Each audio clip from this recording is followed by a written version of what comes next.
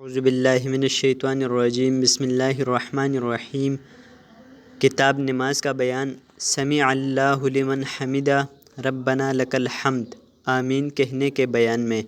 دوستو، آج کی اس ویڈیو میں آپ کو اسی حدیث کے بارے میں بتاؤں گا، لیکن اس سے پہلے نئے آنے والے دوستوں سے گزارش ہے، اگر ابھی تک آپ نے میرے چینل کو سبسکرائب نہیں کیا تو کر دیں، اور دوستو ہماری حوصلہ افزائی کے لیے ایک لائک بھی کر دیجئے۔ تو چلیے شروع کرتے ہیں اپنے آج کے ٹاپک کو۔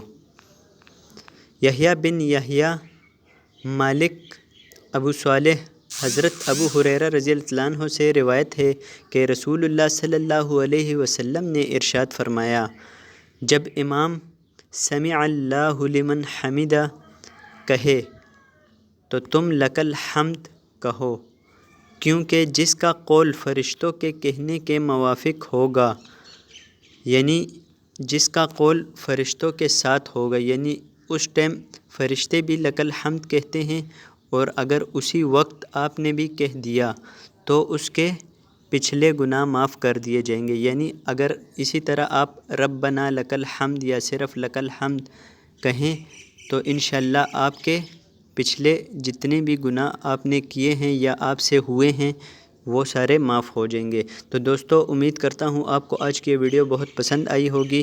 دوستو، صدقہ جاریہ کی نیت سے اس ویڈیو کو آگے بھی شیئر کیجیے گا۔ آج کی ویڈیو میں بس اتنا ہی۔ اپنا اور اپنوں کا خیال رکھیے۔ مجھے دیجیے اجازت۔ اللہ حافظ۔